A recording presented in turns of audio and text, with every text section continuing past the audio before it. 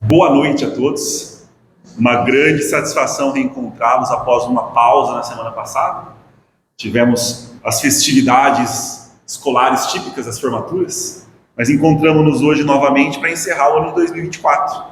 Então, antes de darmos continuidade à leitura da obra Autodescobrimento, vamos fazer um minuto de introspecção, de silêncio, para serenarmos os nossos corações, elevarmos os nossos pensamentos ao Altíssimo, agradecendo pelo dia, pelas oportunidades, pelo aprendizado, e por estarmos aqui hoje, bebendo da fonte da sabedoria, do conhecimento, possamos usufruir da companhia dos benfeitores com o propósito único de nos tornarmos melhores, de colocarmos-nos à disposição da espiritualidade superior para compartilhar o amor, a sabedoria e a boa vontade entre os homens. Que assim seja. Nós vamos finalizar o capítulo 6, Equilíbrio e Saúde, e vamos para o capítulo 7. Voltamos para um pouquinho, uma parte mais psicológica, ou ser subconsciente. Então, nós vamos trazer alguns parágrafos, excertos do capítulo, lembrando que os capítulos são divididos por eixos, para podermos dialogar sobre. Então, sintam-se à vontade. O último eixo do capítulo 6, Equilíbrio e Saúde, é plenitude, a meta. Então, eu selecionei alguns parágrafos para nós. Primeiro, qualquer ascensão exige esforço, assim como toda mudança propõe ampliação ou renovação de paradigma. Algo que já sabemos, experienciamos, mas não podemos nunca nos esquecer. Subir é sempre mais difícil. Então, se nós estamos numa situação muito cômoda, confortável, seria interessante nós repensarmos como está o nosso estilo de vida, os nossos pensamentos, a nossa propositura de vida. Porque ascender é um processo que exige bastante empenho, muita dedicação. Sempre sair da nossa zona de conforto. E essa é a nossa escolha, então é uma opção. Ascender.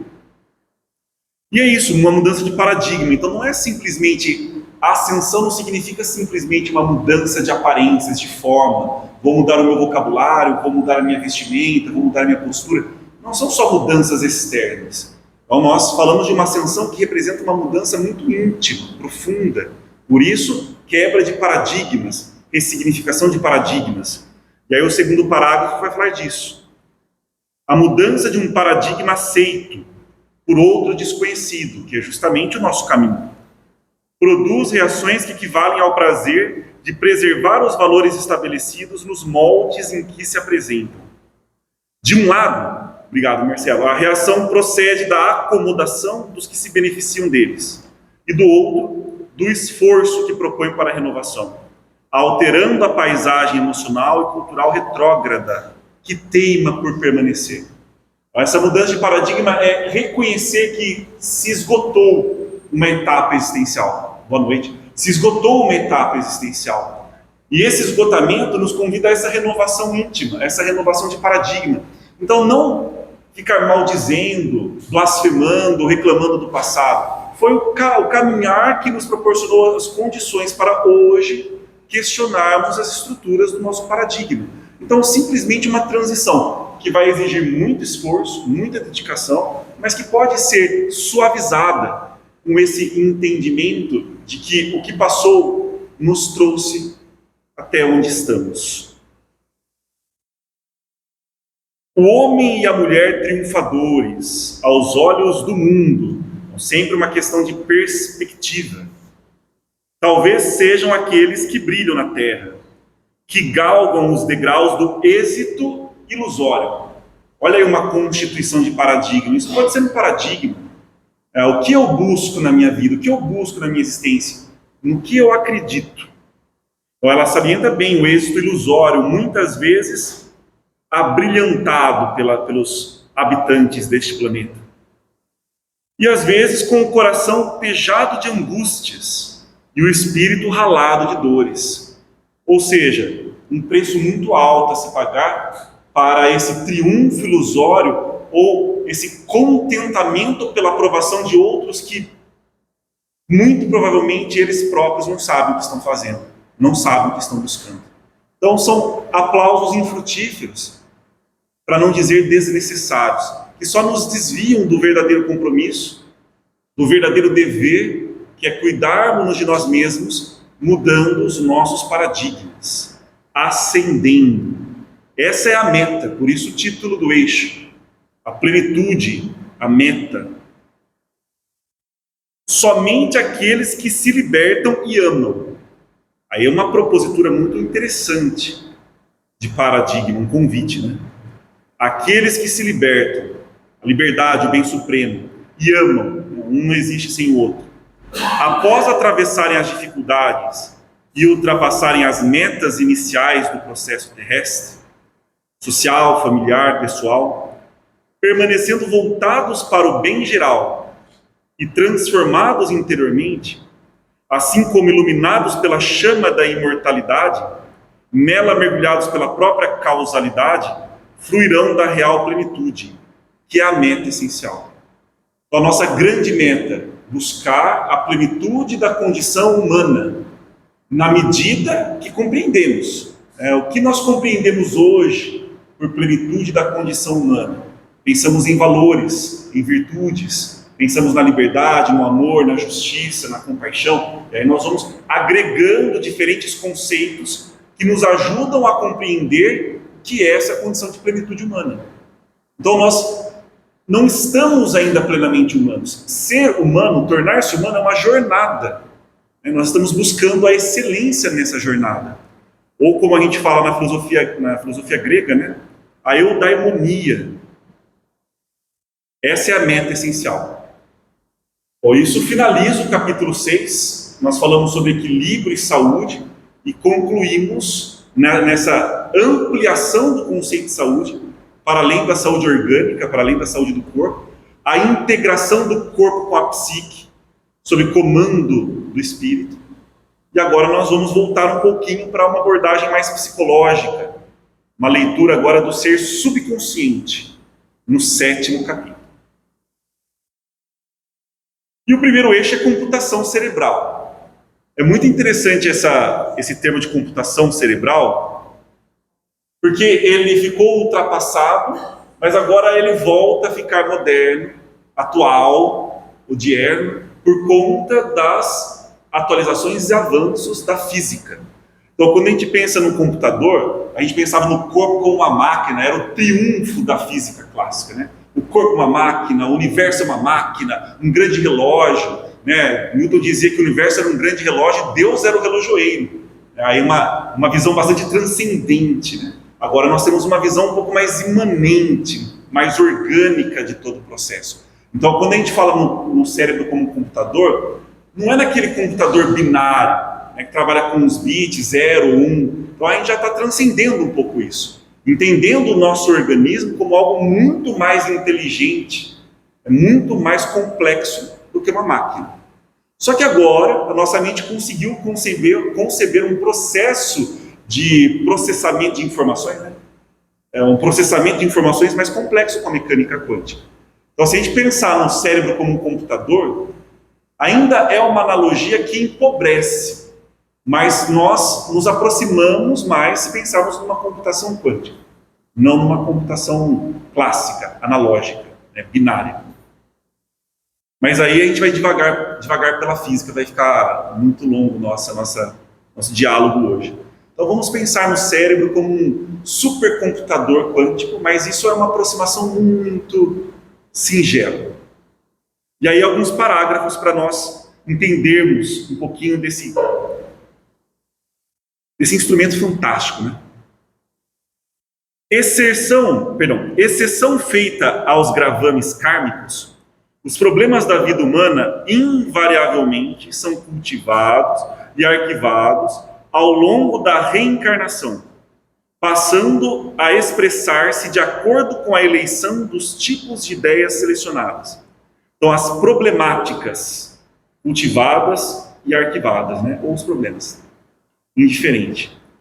Tirando os gravames kármicos. Então, a grande maioria das situações que nós estamos trabalhando nessa vida são produzidas ao longo da própria vida, desta atual encarnação, buscando, já recebendo as heranças das experiências passadas, mas estamos constantemente atualizando. Isso foi uma questão interessante que surgiu há algum tempo, a ideia de um destino muito controlado, quase como um script, já programado, modelado, e a gente vem aqui apenas para cumpri-lo. Não, isso ainda é muito mecanicista. Então é algo muito mais engenhoso, um mecanismo muito mais sofisticado de atualização, de vivência, de ressignificação e de conquistas na atual existência. Então temos que tomar absoluto cuidado. Novamente nós vamos voltar a essa reflexão com relação às nossas ideias, aos nossos pensamentos. Oi. Essa frase, né, ela fala muito com o capítulo, não é só o capítulo 5 agora, mas como causas anteriores e atuais das aflições. Isso, perfeito. Sim, exatamente. Tira uma parte pequena. Perfeito. Agora tudo pronto nos anos passados. Uma parte pequena. Perfeito. O resto só colhendo e plantando. Exatamente. Atualizando, aperfeiçoando ou não, estacionando, nos comprometendo ainda um pouco mais nessa atual existência. Então aí fica uma questão, uma discussão muito interessante, um diálogo, né, bastante interessante sobre o livre-arbítrio e o destino. Teremos oportunidade de falar sobre isso mais à frente. A gente lê nos livros do André Luiz que a gente vem realmente com um combinado. A gente Sim. vem com uma meta. Perfeito. E aí as nossas escolhas é que vão fazer a diferença. Perfeito. Exatamente. Sim. Decisões e escolhas que fazemos constantemente. E por isso que a gente finaliza o capítulo 6 com a ideia da grande meta. A meta em todas as encarnações, se a gente for mais generalista, é sempre a mesma. Sermos melhores. Aproximarmos-nos dos ensinamentos do Mestre Jesus, do Cristo. Mas a meta é sempre essa. Mas nós nos vinculamos a certas experiências, a certas pessoas. Nos comprometemos. E podemos reparar o que foi feito ao Consolador para nós mesmos. Então, aquela visão de eu estou pagando para poder me livrar, não é a visão correta do processo. Na verdade, é uma oportunidade única de aprendizado, de crescimento, mas também de paz consciencial. Isso é fundamental. Então, conforme as preferências mentais, os alicerces do subconsciente são compostos dos mais frequentes padrões de pensamento, né? Vão se convertendo em hábitos mentais, pensamentos mais automáticos, pela repetição, pelo condicionamento.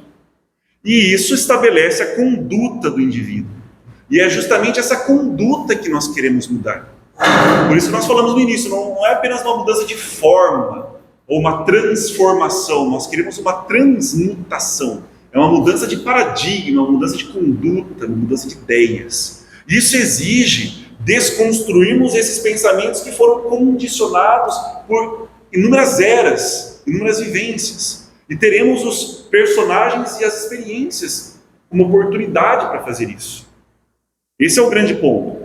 Por ser essa de relevante importância no seu relacionamento interpessoal, entre as pessoas, como na sua vivência existencial. E essa desconstrução não é simples, tá? Às vezes a gente pensa que é rápido, é fácil, ou que existe uma receita, existe um script que eu cumpro. Não, isso não tem na natureza. Transformar-se num ser humano, buscar essa condição de plenitude, é um trabalho árduo, não acontece por automatismo, só pelo cumprimento dos instintos. Quando nós estamos só no nível dos instintos, aí você tem mais o automatismo da natureza conduzindo. Nós alcançamos um nível de consciência em que agora não deveríamos, pelo menos, ser conduzidos tão intensamente pelos automatismos da natureza. Isso fica mais para outro aspecto da manifestação do nosso ser. Mas a manifestação do nosso ser não é só de instintos. Em verdade, o empenho pessoal começa no plano do desejo mental. Essa orientação é fantástica. Porque aí você começa, assim nós começamos uma transformação real. Aquela que vai do interior para o exterior. E o exterior começa a simbolizar isso. E às vezes as pessoas não conseguem entender esse simbolismo na prática. Se dominássemos um pouco a linguagem da vida e observássemos, se tornaria mais fácil. É muito comum, por exemplo, às vezes no setting terapêutico, quando a gente vai fazendo atendimento, As pessoas quererem mudar o guarda-roupa. Não, essas roupas aqui elas já estão muito antigas, ultrapassadas, eu quero mudar o meu guarda-roupa, porque isso. Ela não está percebendo que aquilo é um convite, um espelhamento no mundo material para uma mudança mais profunda. Uma mudança de persona, depois uma mudança de identidade, um processo de transformação. Então, apoiar-se no mundo material de forma simbólica, aí tem o seu valor significativo. Agora, se eu não consigo fazer essa leitura e são só mudanças por mudanças, aí eu vou acompanhando as modas. Não, eu vou fazer uma mudança porque é mais moderno isso, é mais bonito aquilo, agora essa é a cor da moda, agora essa é a costura da moda, para ficarmos no exemplo das roupas. Mas não, talvez a ânsia de querer trocar, mudar coisas materiais, seja o reflexo de uma mudança mais íntima. Um convite que a sua mente está te fazendo e você não está percebendo. Ou seja, o pensamento ainda está muito concreto, precisa ficar mais simbólico. Então, esse empenho começa no desejo mental. E o desejo, como nós vimos no livro Plenitude, foi um dos grandes assuntos do livro, não é algo negativo por si mesmo. O desejo é algo que nos move, algo que nos coloca em movimento, em ação, aquilo que desejamos. O problema é quando esse desejo está mal direcionado. E aí, quando ele está mal direcionado, muito provavelmente, geralmente, ele virá com apego. E aí o apego ao desejo, que pode representar o próprio medo da mudança, ele sim é deletério. Ele sim prejudica, atrapalha, causa muito sofrimento. Nós somos seres, na filosofia ela usa um termo muito interessante que é o devir. Nós somos seres em constante construção, não somos seres estáticos. E aí a Epícteto traz na filosofia estoica a ideia de que a felicidade, inclusive, ela não é ele coloca, né? A felicidade é um verbo. Ela é um substantivo abstrato, mas por que ele coloca a felicidade como um verbo? Porque ela não é algo estático, nome. É algo em conjugação, em construção, dinâmico, ativo. E o nosso desejo mostra muito de nós. Para onde o seu desejo aponta a sua consciência? Ele direciona a sua consciência como? Qual o seu desejo? E muitas vezes, quando perdemos esse reconhecimento do nosso desejo, entramos numa profunda crise existencial. A pessoa não sabe mais o que quer, não sabe mais o que gosta, não sabe mais o que está fazendo nesse plano, nessa vida. A vida perde todo o seu brilho, todo o seu entusiasmo. E aí a pessoa adoece. Isso é um adoecimento psíquico muito prejudicial. Prosseguindo nas tentativas que geram o hábito de realizá-lo. Então isso que é interessante, eu percebo meu desejo.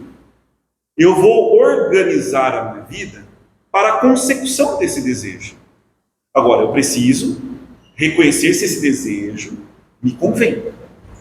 Se ele é interessante para aquele meu grande projeto, minha grande meta de transformação, de transmutação, de crescimento, de aproximação dos valores que o Cristo nos ensinou. Então, o meu desejo está nessa direção? Sim, então eu vou seguir. Ele não está, então eu preciso trabalhá-lo primeiro. Não adianta eu ignorá-lo, senão eu vou ter partes de mim, partes psíquicas, que vão me trair, traiçoeiramente prejudicar a minha caminhada. Preciso dessa integração. Não adianta essa fuga. Preciso saber realmente e reconhecer, sem subterfúgios e sem autoenganação, o desejo. Acho que seria legal, né, Nelson? Essas tentativas que geram hábito de realizar. Isso. Frisar aí que com esforço, exato, disciplina, perseverança, tolerância à dor. Nós vamos ouvir as vozes exteriores e as interiores lutando contra. Perfeito. E as interiores que estão alistando as exteriores como reforço. Porque geralmente a gente gosta muito desse apoio externo como justificativa, mas são as nossas vozes. Eu não estava nem falando do apoio externo de uma obsessão espiritual. Sim. Estou falando dos nossos isso, pais. pessoas mesmo. Também, né? Exatamente, mas eles também podem funcionar como obsessores. Exatamente. Leitura perfeita. E aí que vai ser a força de vontade. Por isso que, se eu não reconhecer se o meu desejo realmente já foi direcionado, não vou ter força para sustentar. Porque aí vai ser só pelo jogo de aparências. E aí vai ser muito mais fácil eu me deixar seduzir pelos benefícios ilusórios de ser virtuoso, de ser admirado, de ser o salvador, de ser o detentor da verdade absoluta. Vou ser muito mais seduzido pela vaidade do que de fato sustentando uma transformação, uma transmutação. Meu desejo não corresponde à minha busca. Aí eu não estou inteiro. Aí, tornando-se parte integrante da própria natureza, por fixação automática. Aí sim, os pensamentos que surgem por automatismo, pelo exercício do hábito, se tornam condizentes com a nossa meta, com a nossa busca. Aí o processo vai se facilitando, vai ficando ameno. Não com menos sofrimento, ou talvez com menos sofrimento, mas não necessariamente com menos dor. Mas o processo fica mais tranquilo, que eu vou compreendendo, eu vou me acerenando durante o processo. E o meu desejo está comigo, não estou dividido. E tem uma frase poética que a gente usa muito na parte ocidental, a razão. Mas tem uma frase poética que diz que nós deveríamos, ao acordar, espalhar o nosso coração pelo mundo, e o trabalho ao longo do dia seria recolher os pedaços do nosso coração para integrá-lo no final do dia. E aí sim fazer toda uma análise de como foi a nossa busca. O que significa espalhar o seu coração? É reconhecer o seu desejo. Onde você coloca o seu coração? Onde você coloca a sua alma? Onde você coloca a sua potência de ser? Assim você está trabalhando por si e pela natureza. Fica um pouco mais poético, né? Mas essa é a nossa tarefa.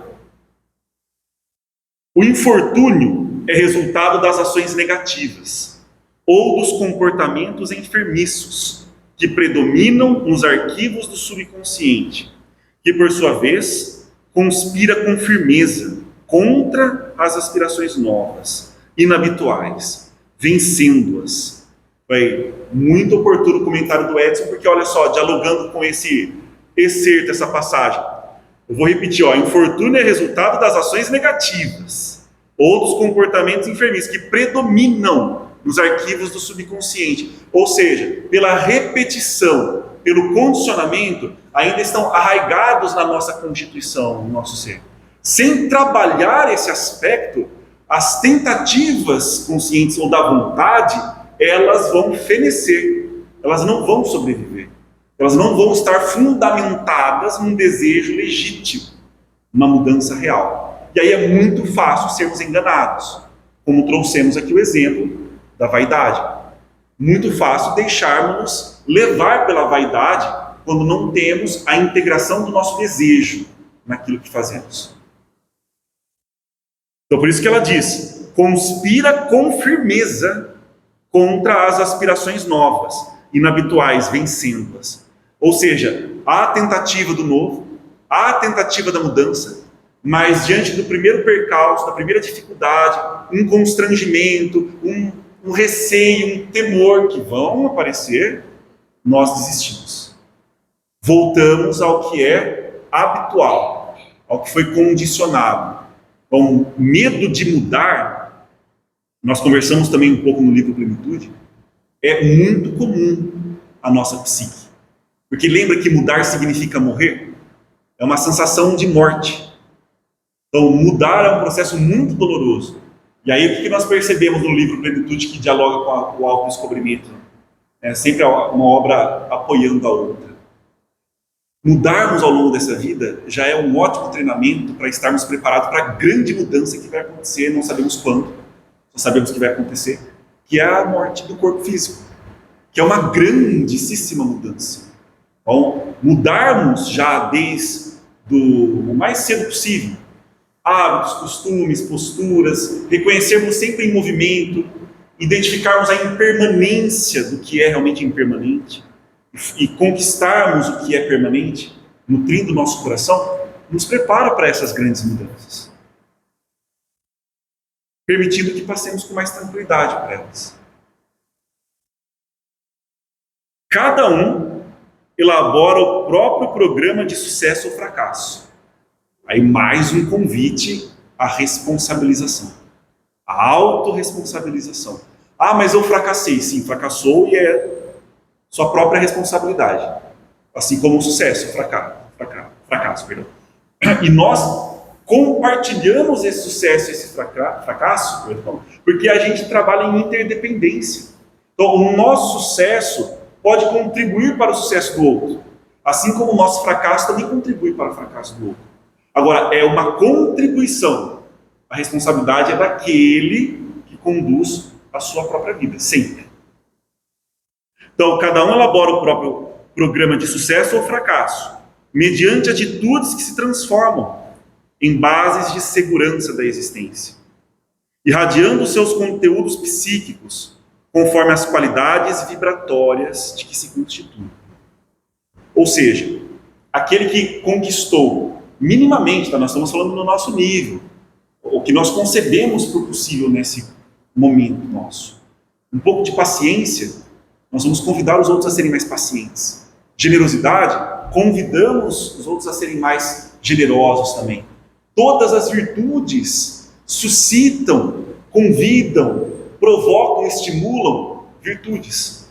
Assim como os vícios e os fracassos também suscitam, convidam fracassos e vícios.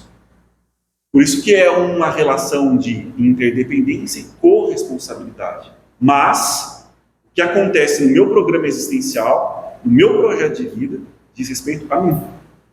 Eu vou escolhendo as influências que gritam mais alto, mas em mim mesmo. Mas essa escolha não é tão consciente quanto a gente pensa. Percebe? Se a gente ficar só nesse aspecto, a probabilidade da gente conseguir uma mudança é pequena. E nós precisamos ver como os nossos inimigos internos estão trabalhando, como a nossa própria resistência está trabalhando e como nós estamos nos enganando. Sem desconstruir isso, fica muito difícil eu poder escolher, eleger as influências que colaboram com o meu desenvolvimento, que ajudam no meu desenvolvimento. Então não basta, portanto, anelar por esta ou aquela conquista. Torna-se imprescindível insistir e perseverar, de forma que a potência da ideia inusitada predomine sobre as que se encontram arquivadas, comandando os acontecimentos. Dá para a gente imaginar como duas vozes, né, para a gente simplificar. Isso é muito mais complexo, mas para simplificar. Uma dizendo, seja sempre o mesmo, faça o que você já sabe, não mude, não tente. E outra voz dizendo justamente o oposto, renove-se, mude, tente. Só que aí é aquele processo bem limítrofe, que a gente não reconhece mais o apoio só da razão. A gente vai precisar fazer aquele salto de fé que nós comentamos. Muitas vezes sem ter a plena apreensão ou entendimento do conceito ou dos resultados daquela mudança, a gente sente a necessidade de fazê-lo. E precisamos correr esse risco. Depois de muito analisar, de muito pensar, de muito refletir, esse passo em direção à mudança vai exigir muita coragem, desprendimento e correr riscos. Porque como nós estamos em processo de aprendizado, de crescimento, a decisão que pode nos parecer muito sensata, muito equilibrada, pode se mostrar com pequenas falhas, pequenas brechas, que nós vamos precisar corrigir ao longo da caminhada. Então, um outro equívoco que a gente comete, que é mais uma justificativa do que a prudência, é esperar as condições perfeitas ou uma preparação impecável para mudar, para transformar, para fazer algo diferente. Não vai acontecer nunca isso. Isso está muito mais, por isso que eu falei da desconstrução do auto-engano. Isso está muito mais a serviço da resistência do que como uma prudência. A prudência sim é uma virtude, mas a prudência paralisante, que aí é outro termo que a gente deveria utilizar, pode ser preguiça, pode ser medo, aí são outros termos, aí não é uma virtude, aí está atrapalhando a caminhada. Agora, mas como que eu vou saber a diferença? Não tem como, a não ser que você viva, experiencie, e depois dessa experiência, analise, reflete, pensa sobre. Não, aqui eu fui imprudente, aqui eu estava com preguiça, eu estava com medo, agora dei os passos, agora eu preciso fazer esses ajustes, não está perfeito, os resultados eu não estou colhendo ainda, mas eu vou continuar superando o pensamento imediatista e as críticas daqueles que têm medo. Os maiores críticos, os maiores julgadores são aqueles que não conseguem fazer mudanças na própria vida. Aqueles que têm medo, eles querem que os pares tenham medo. Aqueles que não conseguem fazer mudanças se incomodam com aqueles que estão tentando fazer mudanças. E jogam muitos artifícios psicológicos que deveríamos reconhecê-los como bons testes para nos fortalecermos. Mas não, a gente às vezes se amedronta diante de uma frase do tipo: mas será que vai dar certo mesmo? Mas e se der errado? E se acontecer isso? E se acontecer aquilo? Mas você vai tentar mesmo? Não adianta nada. Você não vai conseguir nada com isso. São frases que testam realmente se o nosso desejo fundamenta, sustenta aquela escolha. Porque aí, se o desejo não sustentar, não fundamentar aquela escolha, a gente até torce para alguém falar isso, porque aí serve como uma boa justificativa para a gente. E a gente toma como um conselho, quando na verdade poderíamos tomar como, sim, um teste, uma oportunidade de dimensionar a nossa convicção, o nosso desejo, a nossa escolha. São pontos. Mas, sim. Assim, nós vivemos um jogo de conveniências. Com certeza. E aí, para tudo isso, precisa ter coragem. Absurdo. Absurdamente. E aí vai um pouquinho contra essa conveniência. Exatamente. E aí as pessoas, elas começam, é tão interessante, que elas, para confundir mais, elas deturpam um conceito. Aí você fala sobre, é preciso coragem. Mas se você perguntar o que é coragem, cada um tem uma definição mais maluca do que significa coragem. Aí você precisa voltar à origem, faz um estudo etimológico, busca uma leitura, um filósofo. Não, coragem é isso. Aí você consegue sustentar realmente. Porque senão você toma algo por um conceito que não corresponde, que não é real. Amor, justiça, verdade, honestidade, coragem. As pessoas conseguem manipular as definições. E aí vira um jogo de conveniência e um jogo de linguagens. A gente não sai do lugar. Realmente é bastante desafiador. Mas é o nosso compromisso, porque foi a nossa escolha. Só que aí vem o contraponto. Isso não significa por termos escolhido, não nos exime dos erros e das dificuldades. Então, mesmo que a gente tome uma decisão, sustentados pela coragem, pelo desejo, mas erramos, não foi a melhor opção, ou não conseguimos manter por muito tempo isso, os resultados não estão vindo. As críticas que vierem não precisam nos fazer voltar correndo para a estaca zero. Esse é o problema. Às vezes a pessoa dá um passo, fica um pouco torto ali e ela já quer voltar, porque ela acredita ser estável. Mas na verdade aquele passo, aquele desequilíbrio é momentâneo e ela precisa sustentar aquele momento de desequilíbrio. E a gente pode fazer uma referência a isso à própria caminhada. Quando a gente pensa no bebê aprendendo a caminhar, o jovem, o infante aprendendo a caminhar, ele vai sempre se desequilibrando, até que ele aprende a lidar com o desequilíbrio. Ficar num pé só, dar um passo à frente para caminhar, são momentos, instantes de desequilíbrio que a gente administra para conseguir colocar em movimento. Se eu temo esse momento de desequilíbrio, eu não saio do lugar. Tenho medo de andar. Naquele sentido de que as coisas são mais, né? Esse magnetismo que nos impulsa nos impulsiona para frente, que nos sube para o alto, a qualidade dele a gente pode falar que é a resistência. Exato. A grande força que nos segura é a resistência. Perfeito. A gente chama de medo, chama de conveniência, exato, chama de conforto, mas está resistindo à mudança. É uma grande força também. Exato. Essa grande força, ela tem essas duas polaridades. A inércia, eu gosto de chamar a resistência, no livro que nós comentamos, a Guerra da Arte, né, do Steven Pressfield. Eu acho que é um termo que sinaliza bem, mas você pode trocar as palavras, muito bem. Ou ela nos coloca em ação, em movimento. Então a gente precisa saber trabalhar essas polaridades. Em algum momento é importante a estabilidade. Preciso me manter estável por um momento. Então percebe que não é abrir mão de um polo e ir para o outro extremo. Isso pode trazer prejuízos. Por isso que a gente busca o equilíbrio. Qual que é o momento de dar o próximo passo? É agora. Vou passar por instabilidade, vou passar por insegurança, vou passar por temor. Agora eu alcancei um patamar. Preciso estabilizar-me nesse patamar, um momento, até eu poder dar o próximo passo. Então eu vou trabalhando com as polaridades, sempre buscando o meu aprimoramento. Então eu tenho uma meta, eu tenho um ideal, e aí eu consigo dominar o uso dessas polaridades. Eu não estou sendo um joguete diante desses polos, mas aí o domínio disso exige que nós consigamos nos colocar além desse polo. Aí a gente entra na filosofia hermética, que é um livro muito legal que chama Kaivalho. A gente entra numa dessas leis, depois a gente pode até fazer um estudo sobre isso, a gente vai sempre trazendo aqui também nas obras da Joana, mas uma é a lei da polaridade. Como é que você sai dessa oscilação do pêndulo? Você precisa estar no ponto onde ele não oscila, e aí você compreende e usa esse mecanismo a favor do seu processo de desenvolvimento, de crescimento.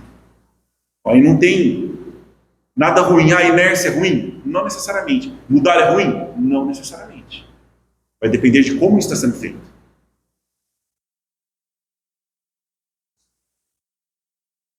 Assim sendo, quem deseja a paz e anele pela saúde, pelo equilíbrio, pelo sucesso, não cesse de auto-induzir-se.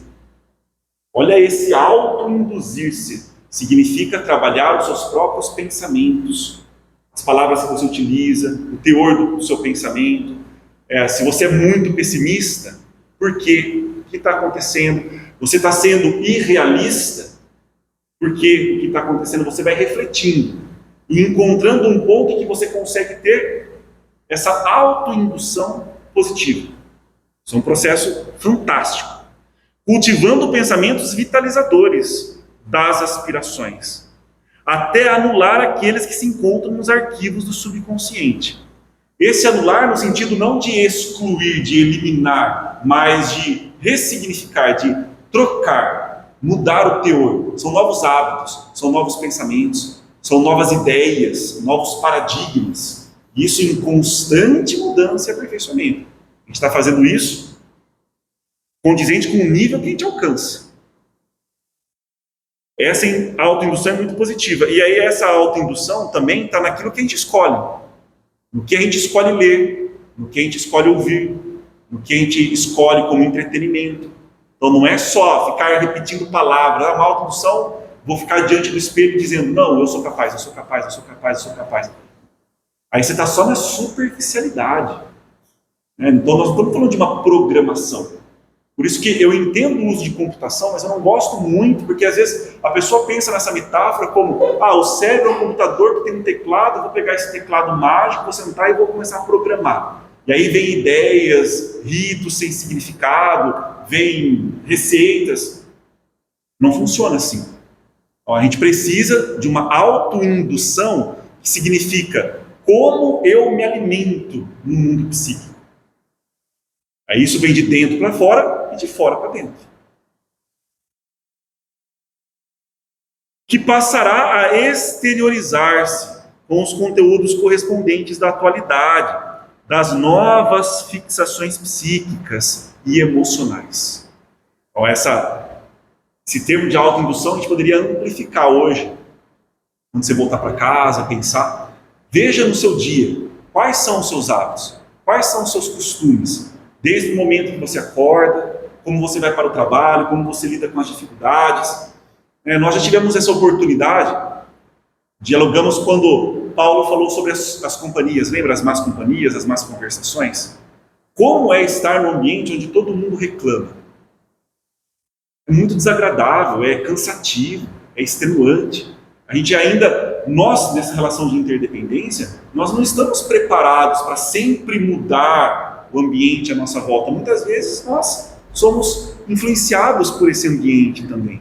Então você vê a pessoa constantemente no estado de reclamação, induz a reclamação no colega que está desatento, desprevenido, ou já estava esperando essa oportunidade, estava latente nele, e vai reverberando por todo o ambiente. E aí a pessoa às vezes passa 20 anos reclamando do mesmo trabalho, da mesma rotina, da mesma experiência. Só que ela não faz nada para mudar. Não tem nenhum planejamento. Então esse não é o emprego que eu gostaria de ter, essa não é a função que eu gostaria de exercer, então eu vou exercê-la da melhor maneira possível, enquanto eu vou preparando uma mudança para 4 anos, 5 anos, 10 anos, não sei. Aí vai do desejo e da estrutura e do planejamento da própria pessoa. Mas não, ela prefere ficar reclamando e brigando com as circunstâncias, em vez de buscar uma mudança. Fez eu lembrar quando eu trabalhava, eu sou professora de história, mas eu já estou aposentada há uns anos aí. Sim.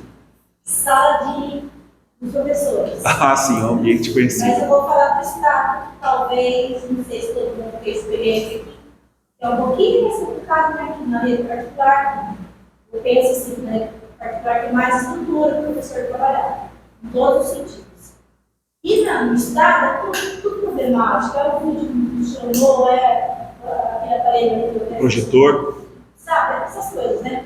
Então, a sala dos professores, na hora do horário do cafezinho, é o horário da reclamação, sabe? É todo dia, aquela classe, é um KP, sabe aquela coisa assim, que todos os dias, Sim. todos os anos eu fiquei 27 anos, 6 meses, dando aula todos esses anos, eu ouvi as mesmas reclamações. Insalubre, né? Sabe, assim, chegava um momento, eu falava assim, não dá, não tá legal, porque não tá. Sim. E eu mudar, eu mudei esses 27 anos.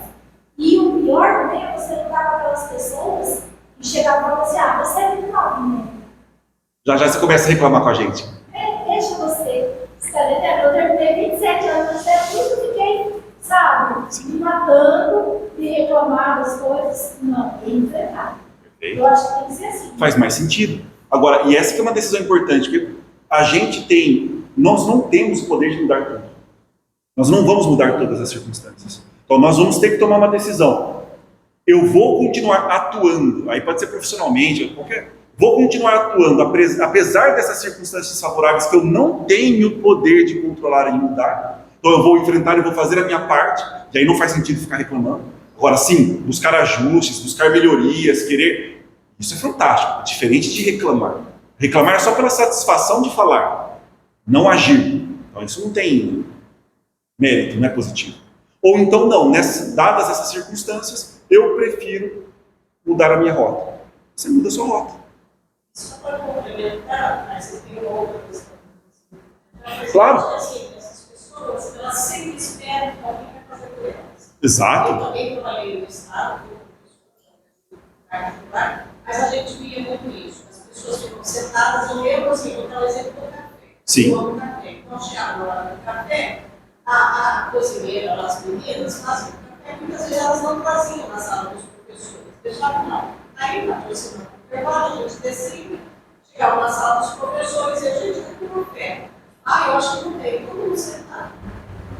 Aí eu falava, tão impossível, eu preciso tomar meu cafezinho. Como eu mandava dizer, meninas, não viram fazer café hoje? Não, tá aqui, a gente não tem tempo de levar até a sala. Perfeito. Eu pegava, levava, chegava, botava na mesinha. Todo mundo queria café.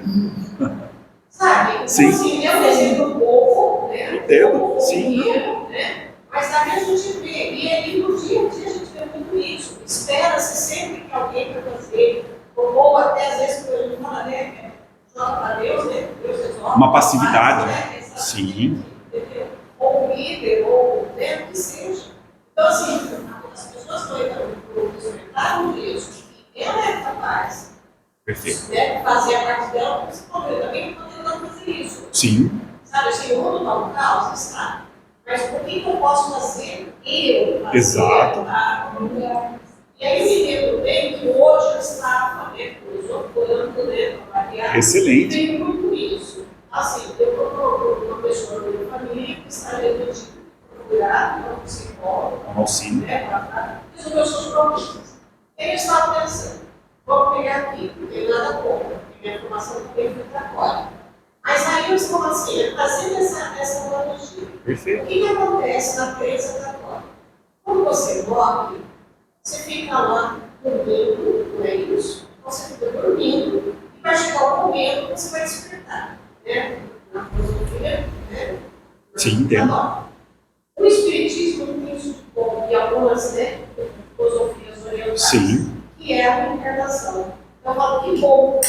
Bom que eu até estava pensando hoje, que bom que eu acredito em reencarnação. Porque quando você acredita em reencarnação, o que você pensa? Eu tenho que cuidar bem dessa vida que eu estou vivendo. Porque eu vou voltar, vou reencarnar novamente, vou continuar esse meu processo. Não vou ficar dormindo. Percebe? Sim. É lógica. Então, essas pessoas, para elas também está sendo fácil. Eu fiz o que eu pude dessa terra, agora eu vou É um dormir. comodismo. Você entendeu? E depois o que eu vou acordar. E Deus não sabe o que vai E acontecer. o pior que vai ser a descoberta vai ser, estava dormindo e quando morreu acordou.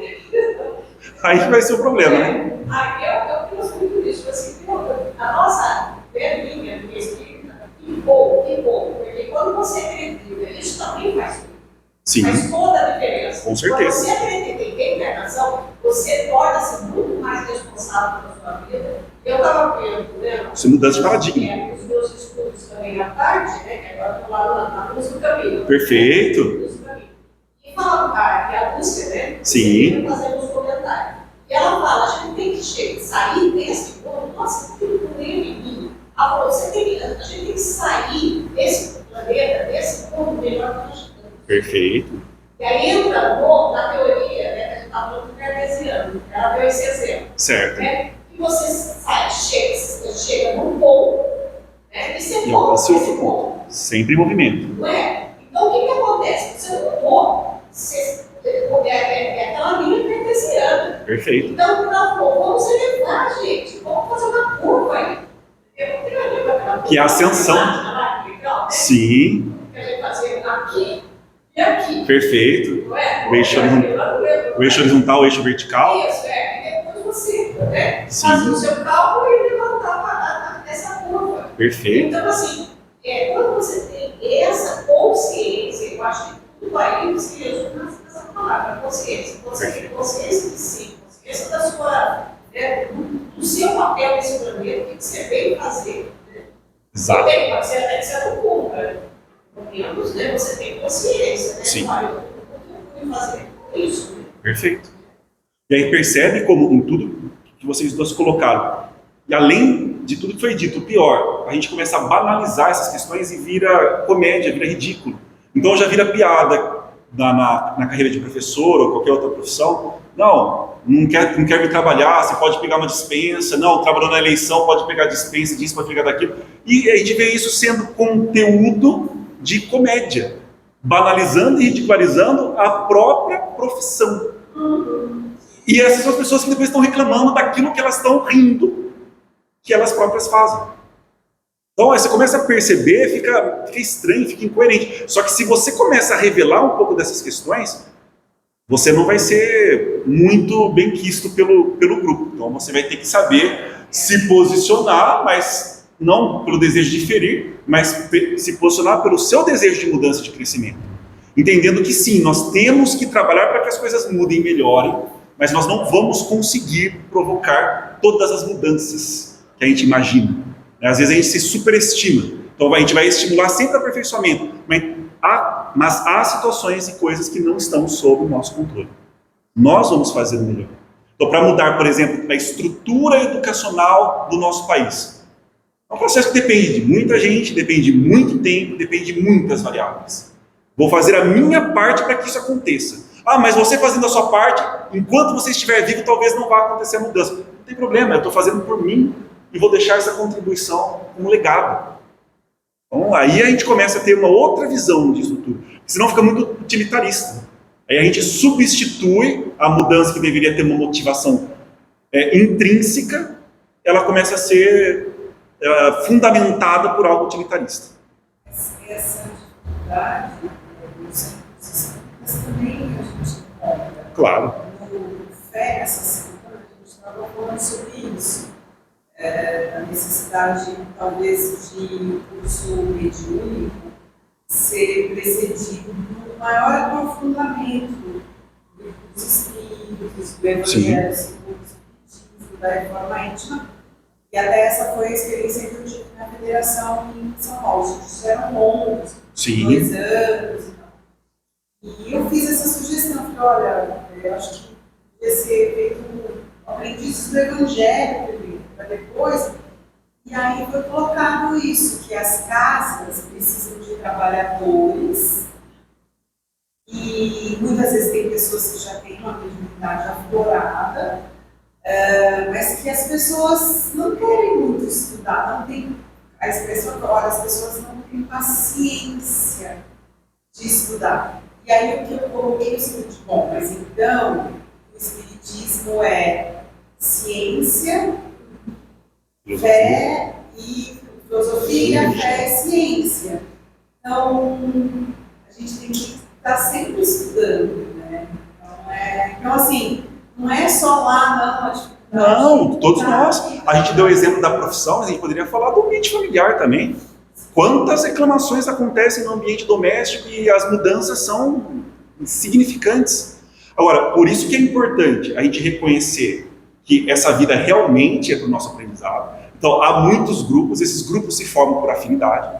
Então, se há pessoas que concluem que estudar menos é mais interessante nesse momento, cabe a nós respeitar, mas nós temos o direito de discordar. Discordar respeitosamente e buscar a forma que nós acreditamos ser mais sensata, mais coerente. Percebe? Aí seria interessante que, tanto nós quanto todos os outros grupos, que a gente analise o resultado das nossas escolhas. Então, a escolha feita por A, por B, por C, está produzindo que resultados? Que efeitos? Que situações? Se a gente coloca realmente o referencial lá no alto, reconhece o farol, por isso que a gente fala, estamos muito distantes do Sol, muito distantes do Cristo. Mas ele representa o farol, ele representa aquela luz longínqua que fala, eu estou muito fora da rota, eu consigo me ajustar. Se eu percebo que eu estou fora da rota, eu vou me ajustando. O problema é que as pessoas fecham a janela, se esquecem daquilo.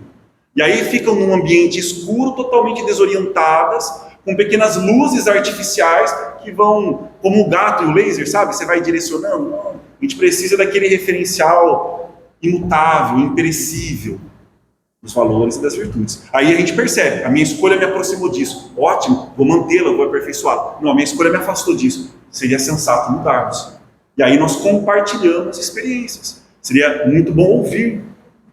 Falou da paciência. Imagina, se não tem paciência para estudar, como é que eu vou ter paciência com a dor? Como é que eu vou ter paciência com o sofrimento? Então, a paciência é uma grande virtude.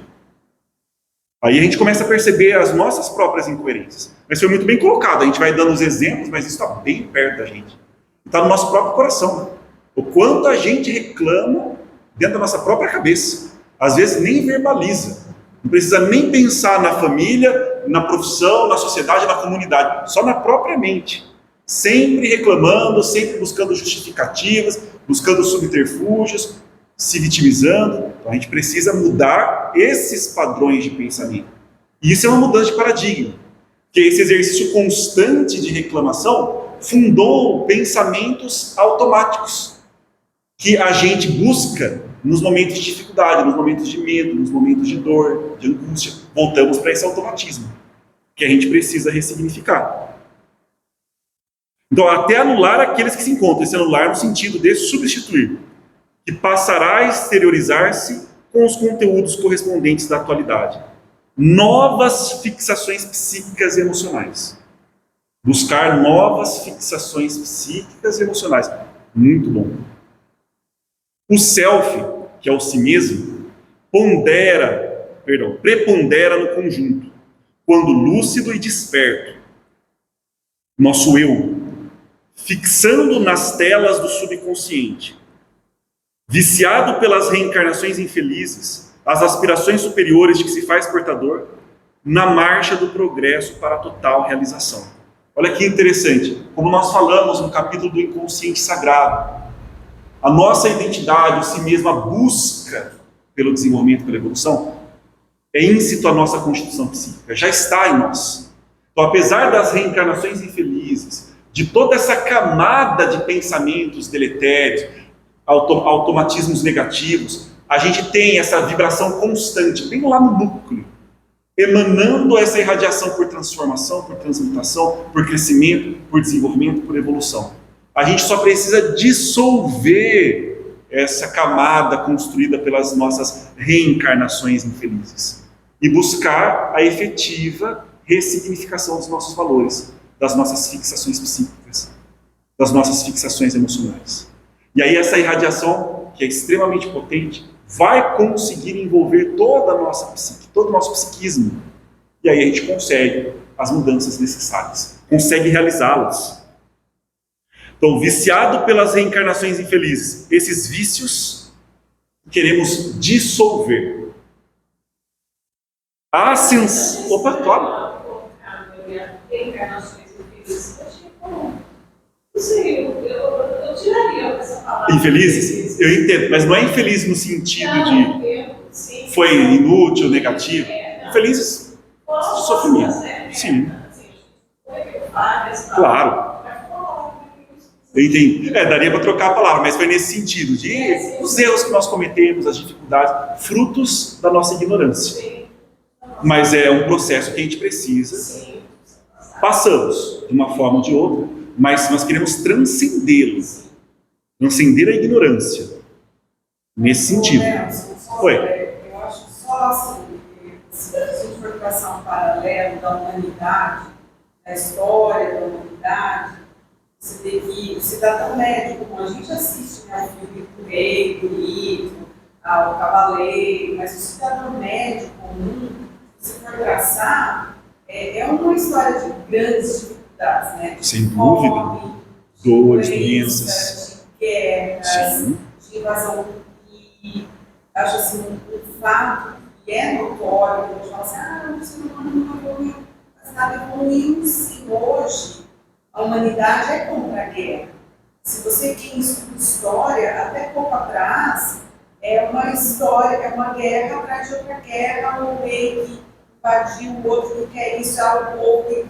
Então, assim, eu tenho nessa questão de interesses, porque sucessões, assim, eu até vou me reportar uma oração de gratidão, e eu fiquei surpresa, de hoje você agradecer pela sua água encanada, pela eletricidade, pela coisa, porque até pouquinho atrás você tinha que cortar lenha, as dificuldades eram maiores. Sim. Olha como a vida era diferente, né? Exatamente. Com o cavalo, é tão recente, mas a gente já, então talvez assim, infeliz. Percebe como a palavra vai tendo conotações diferentes? Que é interessante, por isso que a leitura ela vai amplificando. É uma leitura possível. Ambas são leituras possíveis. Olha, eu já pensei e não excludentes. Em encarnações infelizes, porque nem todas as escolhas que a gente faz, elas são felizes. Sim. Ou nos fazem felizes. Perfeito. Então, às vezes, a gente teve um passado, uma outra vida, extremamente infeliz por escolhas erradas. E eu acho que eu vivi desse jeito. Também. E escolhas que muitas vezes continuamos fazendo. Eu, não só. Não só. Esse é o problema.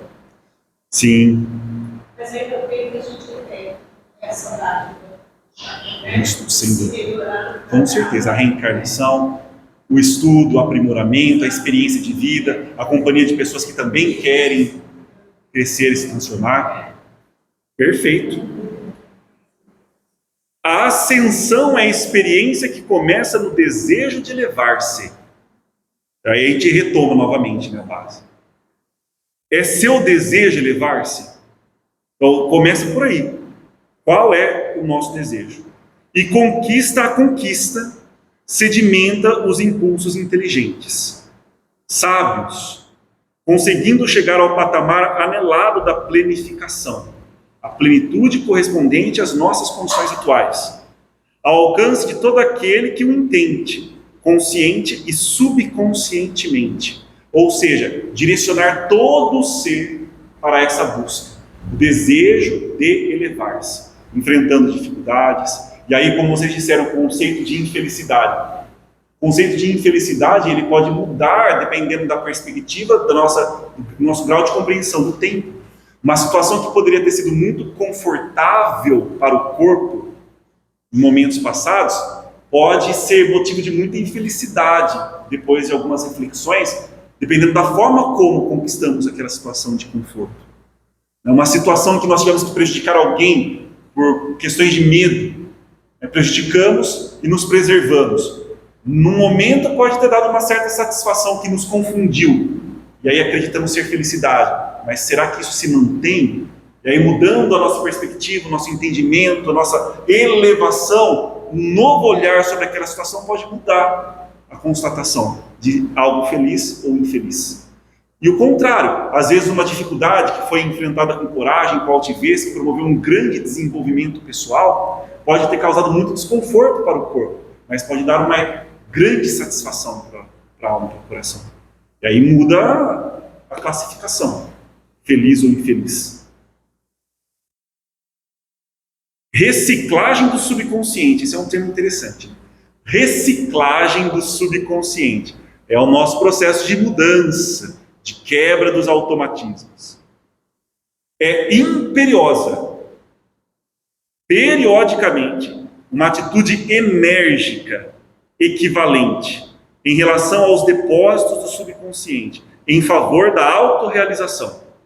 Ou seja, ela está falando da limpeza, higienização, mudança, reforma. É imperioso, periodicamente, esse esforço para retirar o entulho psíquico. Isso é fundamental para uma existência saudável.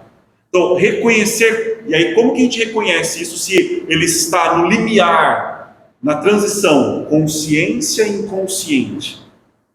A gente reconhece isso pelos nossos automatismos, no momento da raiva, no momento da reclamação, no momento da maledicência, das fofocas. Geralmente, como foi muito bem comentado, as pessoas têm certas preguiças, mas elas são preguiças seletivas, né?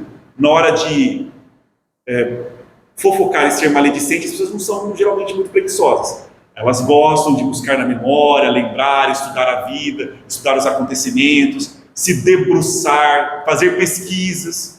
Agora, quando é para fazer pesquisa, estudo para outro, aí a preguiça ela já é mais forte. Então percebe que é tudo uma questão de seleção, de escolha. Então, nós somos seres potentes. Nós temos um grau de concentração altíssimo, capacidade de reflexão, de raciocínio, mas que direcionamento nós damos a isso? Então, de tempos em tempos, verificarmos por onde zanza a nossa mente, por onde caminham os nossos pensamentos. E aí o nosso entretenimento, as nossas escolhas, os nossos gostos ajudam muito nesse entendimento. Porque aí eles vão dizer, as emoções, elas têm um filtro de dissimulação menos qualificado que o pensamento. O pensamento a gente dissimula, a gente treinou de simular muito fácil. Emoção é mais difícil de simular. Então você percebe uma pessoa, por exemplo, quando ela está irritada, ela está com raiva, você pode falar para ela, mas você está irritada. Não estou irritado, de forma alguma estou irritado. Ela tenta mudar o tom de voz, mas você consegue perceber que o corpo também tem essa dificuldade de simulação, que a emoção não é aquela. Então as nossas emoções elas nos ajudam muito nesse entendimento. E as nossas reações vão dizer como estão os seus automatismos. Então aí você já percebe, ela tem mais dificuldade, né? Ela já tem mais dificuldade de dissimular. Mas aí ela vai tentar 1001 argumentos racionais para provar algo que é evidente. A emoção está dizendo que ela está perturbada, mas ela vai querer dissimular o pensamento. Então, e aí a pessoa, ela não entende, ela está perdendo uma oportunidade preciosa de autoconhecimento. Então, muitas vezes, aquela vergonha, que aí já é um sentido negativo do termo pudor, o pudor é positivo. Eu tenho que entender e ter um comportamento sempre polido, cordial, não impudico. Agora, aquela vergonha de não vou admitir que eu estou errado, porque eu tenho vergonha. Não vou admitir que eu sinto raiva, porque eu tenho vergonha. Isso não procede. Porque isso faz parte do nosso processo psíquico. E eu preciso reconhecê-lo, assumi-lo, admiti-lo, para aí sim, por compreendê-lo, resolvê-lo. Senão não tem mudança. Então eu achei muito interessante a colocação dela, porque ela coloca ímpeto, né? É imperioso retirar o entulho psíquico para uma existência saudável. Exato. Periodicamente uma atitude enérgica. Trazer um pouco aquela questão da disciplina, da retidão, do foco para nós. Presta atenção. Aí é legal a terceira pessoa, né? A gente vai conversando com a gente mesmo. Presta atenção, não, isso está errado, foi você que errou, foi você que falou, você está desequilibrado, você está desorganizado, irresponsável. Aí você vai dialogando com uma certa energia. Deixar que o fogo da lucidez destrua a residência das paixões. Aqui frase bastante interessante, né? Muito poética também. Deixar que o fogo da lucidez destrua a residência das paixões, onde cada um se esconde, E onde estão os condimentos neuróticos e as fixações tormentosas? Face imprescindível para encarar a existência sem disfarces. É o que a gente tem falado muito esta noite. Sem autoenganação. Com sentimentos abertos a outros valores, a novas conquistas. Aí a Joana Foi, é sensacional, né? A questão das paixões, aí depende muito da colocação do termo que você faz. Se você coloca as paixões como no sentido de entusiasmo, envolvimento, desejo, isso pode ser positivo, porque essa é a força que direciona a sua ação. Agora, se você entende aquelas paixões no sentido dos vícios, dos caprichos, das veleidades, aí isso já é negativo, isso é deletério, isso prejudica, atrapalha. Então nós não vamos nos tornar, essa é uma outra ambição falsa, nos tornarmos seres robóticos, absolutamente racionais, incapazes de vivenciar as emoções, não. E aí isso não é ao trabalhar pela condição de plenitude, alcançar a condição de pleno ser humano. As emoções, elas também nos constituem. E a gente precisa lidar com isso. Então, a capacidade de sentir um entusiasmo, sentir uma emoção avassaladora quando você vê algo belo, quando você lê algo belo, ouve, é importante.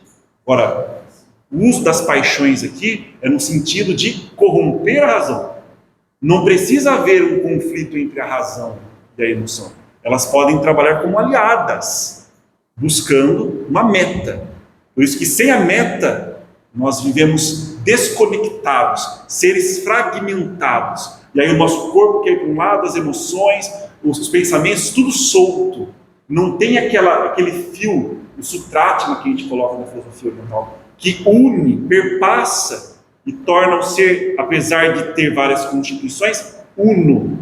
Essa meta que nos unifica. Nelson, Opa, as duas frases aí, né? Eu acabei criando uma forma de pensamento. Ótimo. E uma outra aqui embaixo.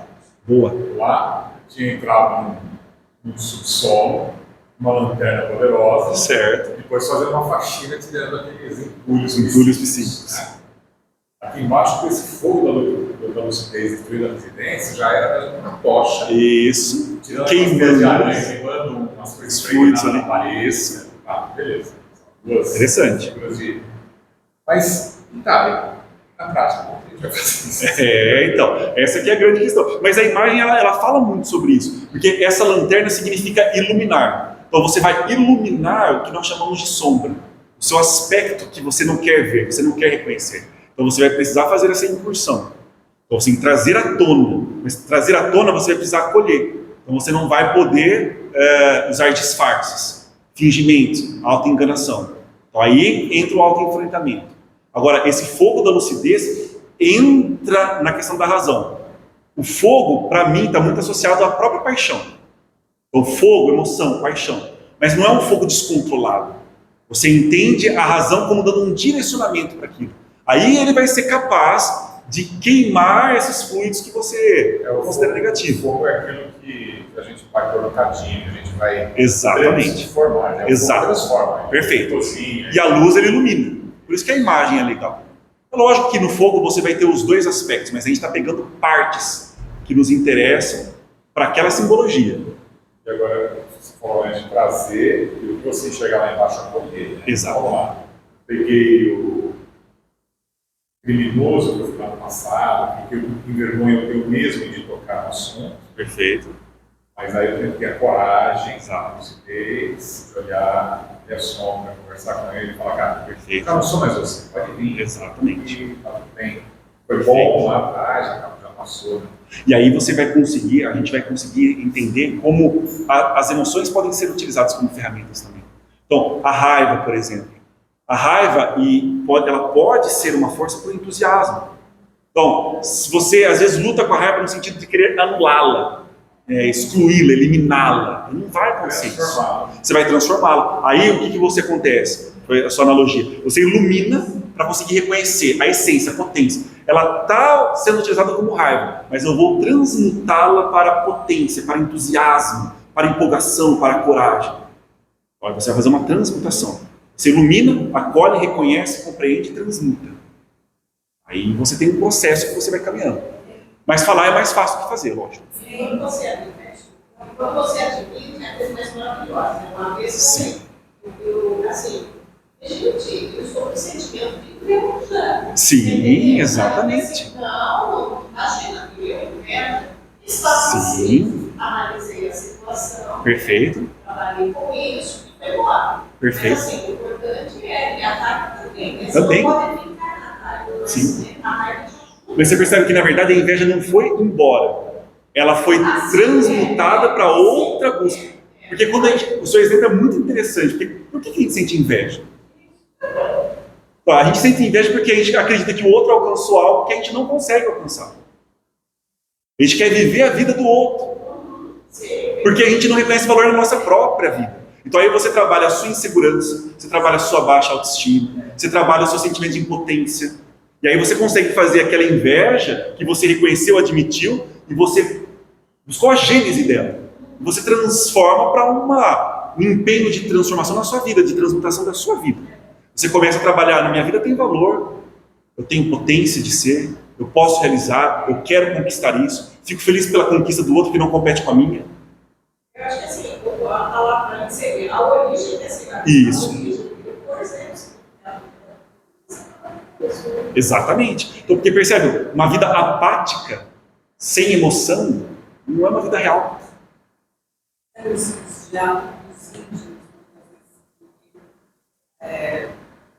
Já tive algumas situações que é assim, ai meu Deus, eu sei que eu preciso perdoar. Eu quero perdoar, mas eu não consigo perdoar. Sim, perfeito. Só é isso, assim, às vezes falar, ai, né? Exato. É muito diferente, é muitas Sim. vezes você sabe o que você precisa fazer. Por exemplo, hoje na internet tem o Ho'oponopono lá, Entendo. tá? Repete aquelas coisas. Para algumas pessoas aquilo dá Ajuda. muito certo, Lógico. porque ela fala com o coração. Sim. E para outras pessoas só repetem, então, assim, aquilo que não está ainda dentro. Vibrando com o de você. coração, não. É Mas eu acho artificial. assim, essa coisa de falar, não, vou trabalhar para uma hora eu vou conseguir perdoar. Então, mas aí que é interessante, que dialoga, percebe? Você reconhece, não consigo perdoar. Em vez de ir para a culpa, para a autocomiseração, ou para o vitimismo, ou para inventar mil explicações do porquê que você não consegue, a culpa é do outro que eu não consigo, porque isso é... Não, você vai buscar por quê. Por que aquilo eu consegui perdoar, isso eu não consigo perdoar? Isso está dizendo de mim também. Então aí você consegue viajar pelas suas próprias experiências. Então aí você vai conseguir aproveitar aquela sua dificuldade, aquilo que você não gosta em você, para a sua transformação, para o seu crescimento. Nós poderíamos fazer isso em tudo na nossa vida, se a gente fizesse essa pergunta do porquê. Aí é a transformação do fogo, aí é a capacidade do fogo, do cadinho de transmutar. Aí não é só a luz, só ver, é o queimar também. Não sei se eu consegui ser claro, né? Porque às vezes em muitas ideias eu não consigo falar tudo. Então, deixar que o fogo da lucidez destrua a residência das paixões, é fantástico. Só cuidado com o significado de paixões, para você não ir para esse risco de vou ser um ser estritamente racional. Isso não é a condição de plenitude humana. Necessário, portanto, penetrar-se mentalmente. Aí o exemplo de vocês foi muito bom. Então não é só, não consigo perdoar, pronto, acabou, então esqueço, não. Ou sentir inveja, pronto, acabou e já acabou, não. Por quê? Então é penetrar-se mentalmente, a fim de avaliar as impressões infantis arquivadas. Aí ela já vai para outras questões desta vida e de vidas anteriores. As pessoas modelo gravadas, novamente a influência dos nossos cuidadores, das pessoas relevantes para a gente. A gente às vezes subestima nesse caso a importância desses grandes cuidadores, que na psicologia a gente chama do grande outro, na nossa constituição psíquica também. Basta pensarmos nos nossos pais. Então, quais são as nossas pessoas modelos geradas? Os choques não absorvidos, os fantasmas criados pela imaginação, os medos cultivados pela fantasia lúdica, reavaliando-lhes os significados, exatamente o que conversamos na leitura do parágrafo anterior, reavaliando, entendendo o porquê dos meus medos, porquê da minha inveja, porquê não consegui perdoar, porquê da minha raiva, porquê do meu ressentimento, porquê da minha mágoa.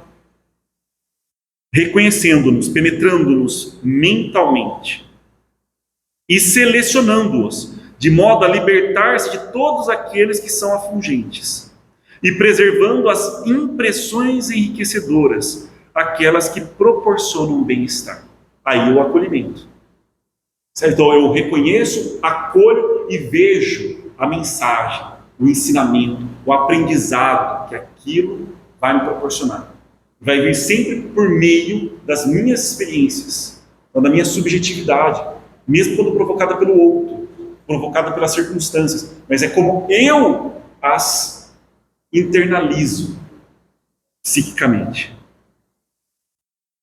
Nessa tarefa, cumpre que a ação se faça destituída de autocompaixão.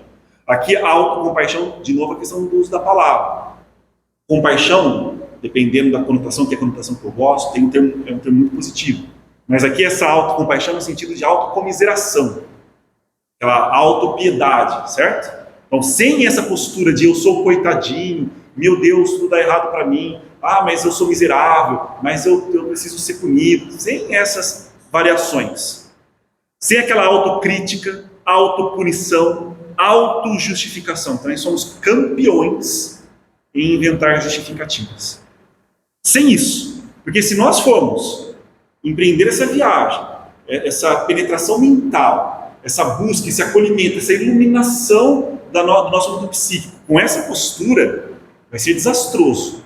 A gente só vai reforçar os automatismos deletérios. A gente não vai conseguir ressignificar nada. Então é mediante a coragem de quem vislumbra e se dirige para uma meta de segurança. Ou seja, não estou fazendo isso por mero aro de curiosidade ou porque é bonito, está na moda, foi dito para eu fazer. Estou fazendo isso com um propósito.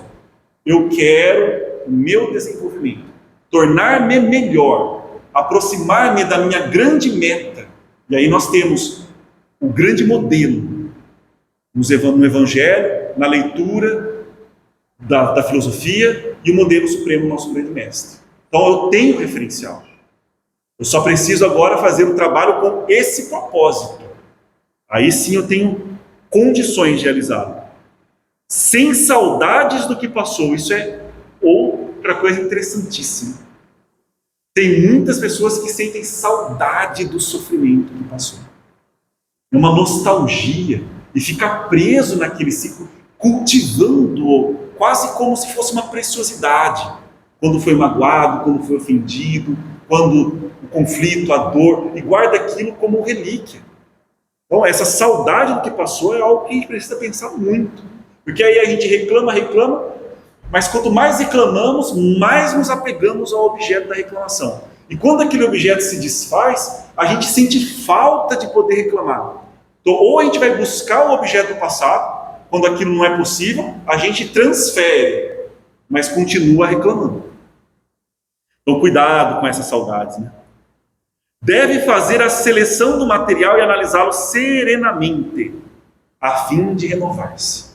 Analisar-se serenamente, sem autocrítica, autopunição e sem autovitimização, sem subterfúgios. Essa é a descida. Aí a lanterna tem que ser bem potente mesmo.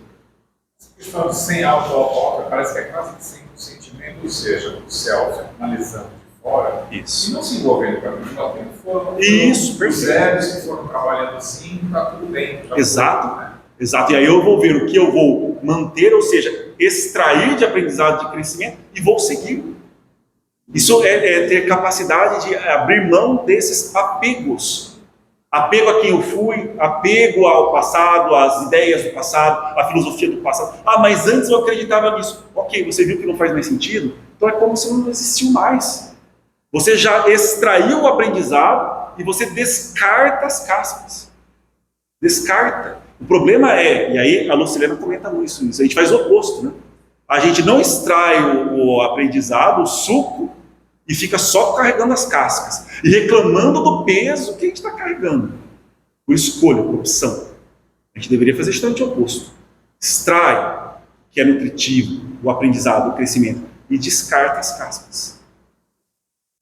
Então, utilizando-se da autossugestão, dos recursos mnemônicos positivos. Esse é um diálogo interno que promove desenvolvimento, que incentiva, nos deixa entusiasmados, confiantes, de forma realista, né? Da visualização. Essa visualização é fundamental. Aquilo que suscita imagens engrandecedoras, enobrecedoras. Isso nos prepara para os enfrentamentos. Porque nem todas as imagens, quando fizermos essa incursão no subconsciente, serão. Nem todas, acho que é até gentil da nossa parte, né? A grande maioria. Então a gente precisa estar preparado. Então agora vamos utilizar a nossa mente consciente para já trazer mais imagens enobrecedoras de elevação. Reabastece, de valores que hoje arquivados irão estimular os centros do desenvolvimento psíquico e moral, que ressumarão no futuro com sensações de paz, de claridade mental, de impulsos generosos e de atitudes equilibradas. Ou seja, a impressão é: eu tenho que trazer cada vez mais para o ambiente psíquico aquilo que hoje eu sou capaz de desejar. Um gosto mais elevado, a apreciação do belo, do nobre, do justo, do virtuoso, e eu vou inundando a minha psique disso, por meio das visualizações, do diálogo, do uso das palavras, dos gostos, dos hábitos. Aí sim eu tenho condições de trazer esse conteúdo não tão agradável do nosso próprio inconsciente, do nosso próprio subconsciente. Aí eu consigo trabalhar. Agora, se eu continuo em sintonia com essa parte de mim mesmo, e aí trazendo mais essas imagens de medo, de pessimismo, de derrotismo, de violência, de raiva, de ódio, mais eu reforço essa constituição que eu quero transmutar. Não faz sentido. Eu sou espírita. Claro. Essa questão da visualização, você falou. Visualizar no seu Imagens. Imagens, assim, o quê? Perfeito. E aí você pode ter um amparo no mundo material também. Você pode pegar esculturas, obras de arte, tudo que eleva a sua consciência. Depois, exercícios de pura abstração. Você vai trazendo imagens elevadas, pensando em virtudes, em valores, espíritos nobres, pessoas que deixaram um legado de uma vida virtuosa. Carregar essas visualizações. Uma visualização de você saudável, de você também nobre. Então, só que aí percebe que a palavra visualização não é fantasia. Então, qual que é a diferença? Na fantasia eu vou me imaginar virtuoso, nobre, legal, beleza, nossa, que bacana, e eu continuo vendo da mesma maneira. Eu me satisfaço só na imaginação. Aí é fantasia, ela me rouba da vida. Como eu não quero o esforço de realizar, eu tento me satisfazer na fantasia. Aí é extremamente negativo. Agora, imaginar-se conquistando virtudes, trabalhando a si mesmo e esforçando-se para realizar isso no mundo é fantástico. Então, antes de realizar, eu penso. E a gente pensa em imagens. Por exemplo, eu estou com um projeto lá. Então, você imagina, Isso. sei lá, na casa. Perfeito. Imagina ela sendo perdida, a pessoa cenando. Isso. Eu vou estar pensando isso. Certo. Sim. Então, seria mais ou menos assim. Isso. Você vai mentalizando, mas você não vai mentalizando com uma postura utilitarista, no sentido de barganhar com Deus. Olha, eu fiz a minha visualização, não vai vender a casa amanhã? Como assim eu estou visualizando aqui? O senhor está esquecendo, não está prestando atenção. Não, não é isso. Certo? Você vai visualizar e o fluxo vai conduzir o processo. Mas, e o mais... Sim, isso é o mais importante. Mas você percebe que isso vai trazendo conforto para você, segurança para você e bem-estar, deixando você serena e equilibrada, já cumpriu o seu propósito. Independentemente de quando vai acontecer ou se vai acontecer ou não. E aí a gente vai sendo capaz de elevar essas visualizações para situações ainda mais abstratas, mais sutis. Acho que interrompi. Mais ou menos assim, quando eu sei o que eu quero, né, eu posso visualizar o Isso. que eu quero, então eu sei que dá para conforto. Perfeito. E aí você já se visualiza alcançando, caminhando, alcançando, Plasmando, né? plasmando. Exato. A gente só precisa tomar esses dois cuidados. Não podemos nos satisfazer na fantasia, e aí eu não realizo nada na minha vida, fico só fantasiando. E não pode ser uma intimação para que a natureza divina cumpra. Ela tentar ir para fora. Exatamente. Mas eu ia falar o seguinte, que apesar disso tudo que nós estamos falando aqui, de ser a gente com a gente mesmo, né, que é o trabalho interno, mas ele vai ter um paralelo externo. Então, aí ficar atento a parar de se alimentar das coisas que você alimentou, das mesmas conversinhas, das mesmas comidas, dos mesmos gostos, etc. Então a gente vai mudando externamente. Perfeito. Só o externo seria um pouco especialidade, mas como uma alicerce, não é um alicerce, né? Mas alavanca, alguma coisa que está também trabalhando internamente. Perfeito. Isso é recíproco, mas a potência ela vem de dentro. Isso. Ela impulsiona. E aí você vai sentir essa necessidade dessa mudança exterior para estar em consonância com o seu impulso. Porque se eu tirar 10 minutos do meu dia para ficar visualizando isso e passar o resto do dia fazendo o que eu estava fazendo, não adianta. Exatamente. E aí vai ser de novo uma terceirização. Eu vou visualizar, olha, alguém aí vai resolver para mim, né? Vai fazer, vai acontecer porque eu visualizei. Não. Então, essas visualizações elas são importantes para o nosso bem-estar psíquico, para nós estarmos em condições de enfrentar as dificuldades, as vicissitudes e as transformações no mundo real. A gente tem que fazer a nossa parte também. Sim, exatamente. Porque senão essa visualização de novo vira um exercício de fantasia. E aí eu não promovo nenhuma mudança. E geralmente essa mudança não acontece por medo, preguiça, as dificuldades, que vai exigir um esforço gigantesco. Uma mudança de paradigma, de estruturas. Isso não é fácil, não é simples, não é rápido. E imaginar e eu ficar feliz me vendo assim, dá uma sensação de prazer mais instantâneo, mais imediato. Agora, se isso for um impulso para eu ter entusiasmo para realizar no mundo, ótimo. Agora, se falar, não, já estou satisfeito porque eu me imaginei bonzinho, como é legal, e acabou, não. Aí eu vou ficar preso no labirinto da minha própria mente.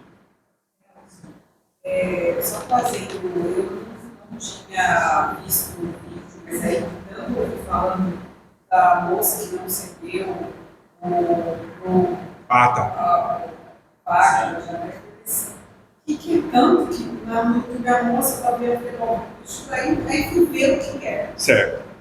Mas achei muito interessante uma situação que eu acho que nada por acaso também. Algumas coisas acontecem até para o grupo, para a massa, e eu achei assim, eu fiquei feliz com tudo bem, os humoristas utilizaram aqui, tem a outra parte, né? Mas a reação que as pessoas tiveram. Sim. Por quê? Porque aquela pessoa, eu, no papel dela, eu teria respondido para aquele pai, para aquela mãe. Alguma coisa, eu não ia conseguir ficar inerte, eu ia ter uma reação, por mais evolução. E aí você olha para aquela pessoa e fala assim, gente, tirar o chapéu, né? Tirar o chapéu para a pessoa.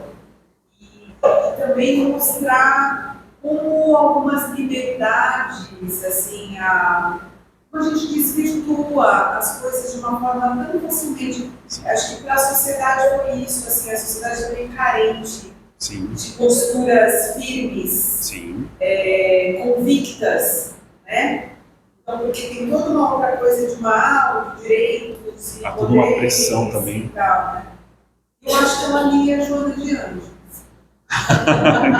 Eu não posso falar muito porque eu, sinceramente, não acompanhei, então... Mas eu ouvi um comentário de uma pessoa fantástica que ela fez um comentário sobre essa situação. Por que repercutiu tanto?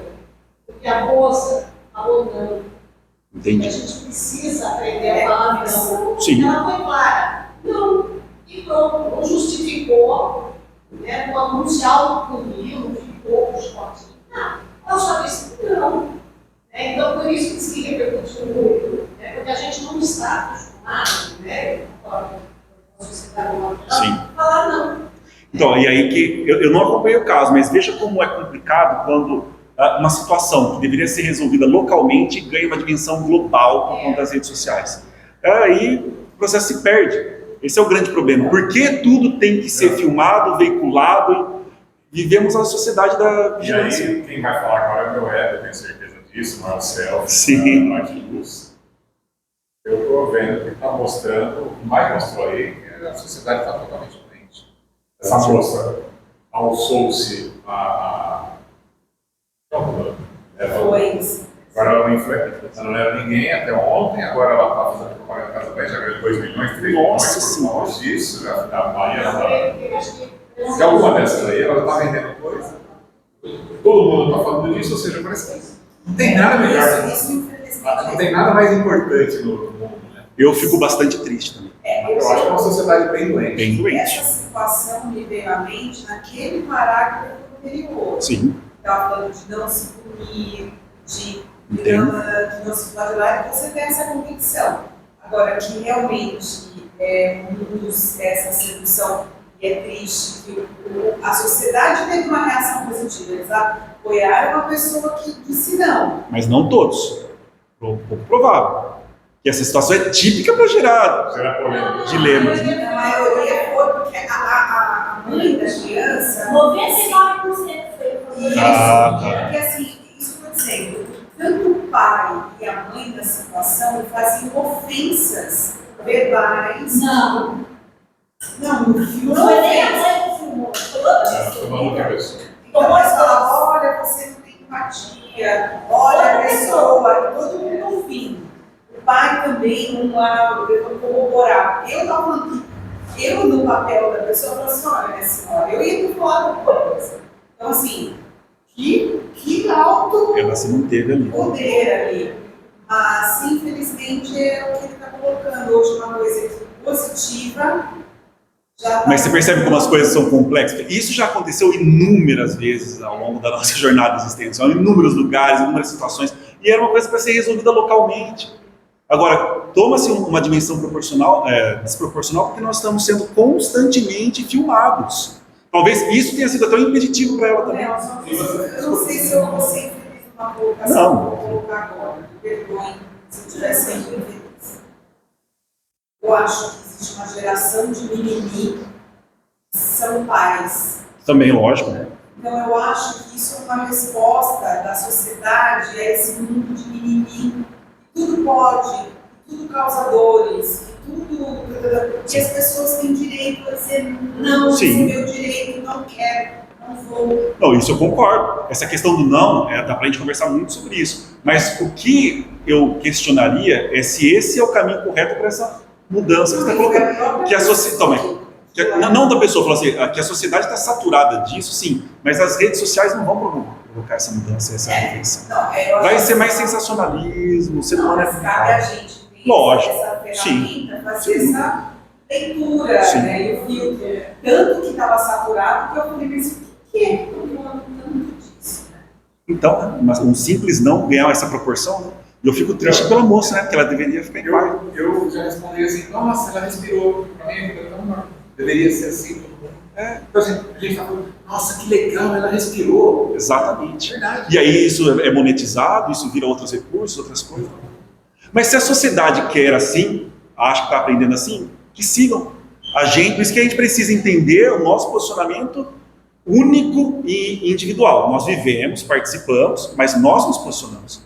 E a gente deixa. Como os grupos que foram citados. Há pessoas que pensam A, B, C, D, e a gente tem que saber qual é o nosso pensamento. Falar não, saber falar não é um exercício ofensivo. Eu concordo. Mas eu não acompanhei esse caso, então eu não posso emitir completamente uma opinião. Eu só lamento tomar essa proporção por algo tão simples, e a vida dessa senhora deve estar, apesar de ela estar ganhando dinheiro, Ela tá bem. tá bem? Não deve estar muito agradar. Eu não gostaria de estar numa situação dessa. Ela apareceu e ele não. Não, porque ela falou não? Porque ela respirou. A mãe da criança Ah, entendi. Passou no Fantástico? passou o Fantástico. Não, eu não assisti o Fantástico, eu fiquei sabendo. Qual é a fofoca? Nas Entendi. redes sociais, né? Eles postam, né? Depois, né? Na segunda, né? Mas acho que a reflexão da repercussão das redes sociais nos ajuda muito no que a gente está buscando aqui. Porque aí que a gente vai ver com o que nós estamos nos alimentando, o que nós estamos acompanhando, como a gente está investindo o nosso tempo. Oi? É o rebanho. É o rebanho. Então, além do rebanho, percebe? A gente gosta muito dessa questão da luta. A gente coloca um como Deus e a outra como demônio. Então, a pessoa que chorou e pediu, aquela tem que ser atacada, massacrada, ofendida. Não, a pessoa errou, ela pode ter sido infeliz, a pessoa que gravou também acha que cometeu um erro, aí é a minha humilde opinião. Então ali é um grande conjunto que todo mundo poderia refletir para buscar a verdadeira mudança de postura, não de sensacionalismo, mas a sociedade vai saber seguir o caminho que deseja. A gente tem que saber o nosso, é diferente. Pessoal, muito obrigado pela atenção de vocês. Hoje a gente encerra 2024, retornamos em 2025. Só não lembro a data. Obrigado. Eu que agradeço.